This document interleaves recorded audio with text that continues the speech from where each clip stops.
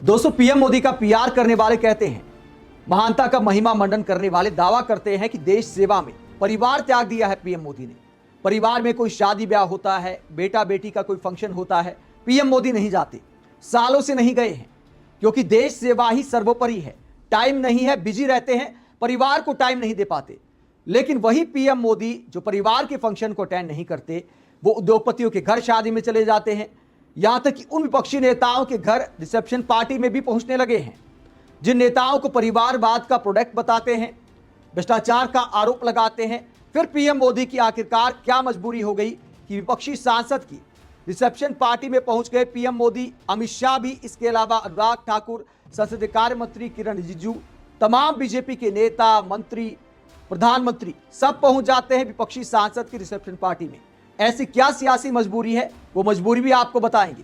पहले कुछ तस्वीरें आपको दिखाते हैं जो इस बात को दिखाती हैं कि परिवार की शादी ब्याह अटेंड ना करना कितना बड़ा दिखावा है। महानता के पीआर के लिए दिखावा किया जाता है, वरना प्रधानमंत्री अगर देश सेवा में ही बिजी रहते तो ना तो इतनी चुनावी रैलियां करते, ना उद्योगपतियों के घर शादियों में जाते, ना ही विपक्षी सांसदों के यहां रिसेप्शन पार्टी में जाने का टाइम होता उनके पास। लेकिन महानता का पीआर करना होता है, इसीलिए शायद परिवार के फंक्शन को अटेंड नहीं करते, लेकिन विपक्षी सांसद के यहां पहुंचते हैं और बहुत सारे मंत्री पहुंचते हैं। अमित शाह की तस्वीरें आप देख सकते हैं। एनसीपी की सांसद शरद पवार की बेटी सुप्रिया सुले की बेटी की शादी के रिसेप्शन में पहुंचते हैं अमित शाह।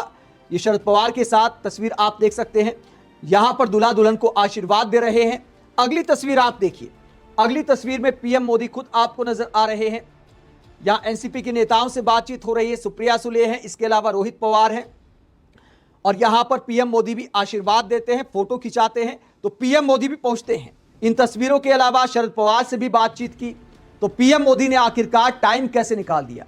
एनसीपी शरद पवार की पार्टी को पीएम मोदी भ्रष्टाचार के मुद्दे पर टारगेट करते आए हैं, फिर अचानक इतनी नरमी कैसे आ गई, इसके पीछे का सियासी खेल भी आपको बताएंगे।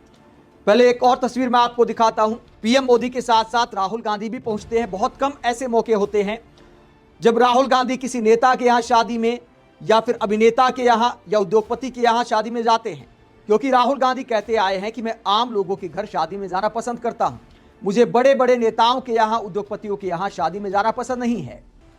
हम आपके साथ खड़े हैं, जहां भी आप चाहते हो मुझे बुला लो, मैं जनता के साथ खड़ा हूं, मैं जनता के साथ दिखता हूं और मैं जनता से प्यार करता हूं।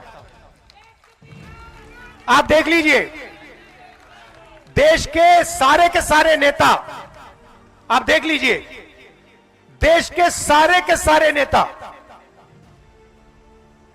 मोदी, अमित शाह, गडकरी, सारे के सारे नेता अंबानी जी की शादी में गए थे। राहुल गांधी गया था। मैं आपकी शादी में आना चाहता हूं, आपके घरों में आना चाहता हूं, मुझे वहां नहीं जाना। राहुल गांधी ने यह बात इसलिए बोली क्योंकि उन्होंने ऐसा कई बार करके भी दिखाया है। हरियाणा में किसान के घर शादी में चले गए थे। इसके अलावा अपने यहां जो सिक्योरिटी गार्ड होता है या कुक होता है, उनके भी फंक्शन अटेंड करने की खबरें सामने आई हैं। तो राहुल गांधी ऐसा करते रहते हैं और कनेक्ट करने की कोशिश करते आम आदमी से।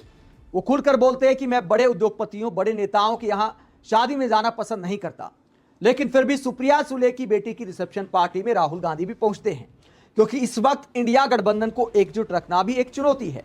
जब एक के बाद एक दल टूटते जा रहे हैं, और जब यह खबर भी होगी राहुल गांधी के पास कि बीजेपी के भी बड़े बड़े नेता आएंगे, प्रधानमंत्री आएंगे।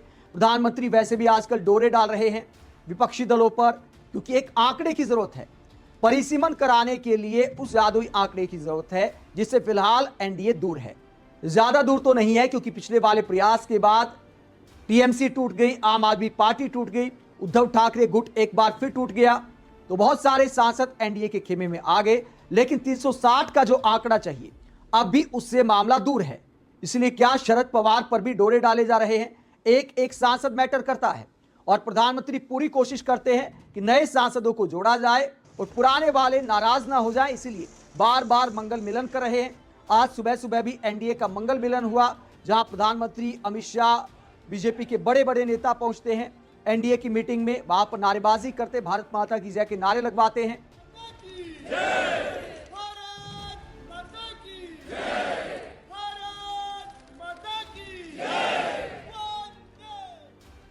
इसके अलावा पीएम मोदी ने अपने घर पर भी बहुत सारे ऐसे सांसदों को ब्रेकफास्ट पर बुलाया जो नए नए एनडीए के साथ जुड़े हैं, तो उनका फील गुड फैक्टर बना रहे, इसलिए पीएम मोदी कोई कोर कसर नहीं छोड़ रहे। अब सुप्रिया सुले की बेटी की रिसेप्शन पार्टी में भी पहुंचे हैं और इससे पहले सुप्रिया सुले को बड़े आराम से मिलने का टाइम भी दिया था। हालांकि सुप्रिया सुले को भी काफी संभल कर बोलना पड़ा था ये जानकारी देते हुए। जब प्रधानमंत्री ने टाइम दिया सुप्रिया सुले और 8 सांसदों को जो अपने क्षेत्र की समस्याएं रखने जा रहे थे, और सुप्रिया सुले की तो पर्सनल बातचीत भी हुई, बेटी की रिसेप्शन पार्टी का कार्ड भी दिया होगा। क्या कहा था सुप्रिया सुले ने, जरा सुनिए। एनसीपी एसपी के 8 लोकसभा के जो एमपीज है, सांसद है, हमने ऑफिशियली माननीय प्रधानमंत्री जी की वक्त मांगा है। 11 बजे ऑफिशियली, सूरज जब ऊपर होगा तो दिन दहाड़े हम लोग ऑफिशियली उनको मिल रहे हैं। 8 लोगों को 11 बजे पार्लियामेंट बिल्डिंग में, उनका जो पीएमओ है उसमें, उनका ये भी पीएम साहब का बड़ापन है कि उन्होंने हम 8 लोगों को तुरंत टाइम दे दिया है।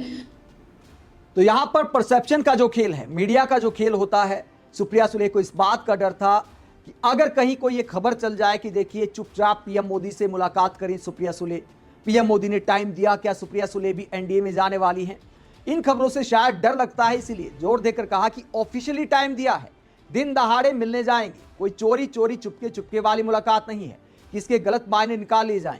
प्रधानमंत्री से अपने क्षेत्र के लिए बहुत सारी डिमांड भी करनी होती है, कई परियोजनाओं को लेकर विनती भी करनी होती है। तो 8 सांसदों ने इन्हीं मांगों को लेकर मुलाकात की पीएम मोदी से, उसकी खबर भी सामने आ गई थी। तो काम की बातों को लेकर ही 8 सांसदों ने पीएम मोदी से मुलाकात की, बहुत सारे मुद्दे उनके सामने रखे, क्षेत्र की समस्याएं रखी, इसके अलावा पार्टी की विचारधारा के हिसाब से कुछ और डिमांड भी रखी। तो पीएम मोदी अब पूरा टाइम दे रहे विपक्षी दलों को, विपक्षी नेताओं के घर रिसेप्शन पार्टी में भी जाने लगे हैं।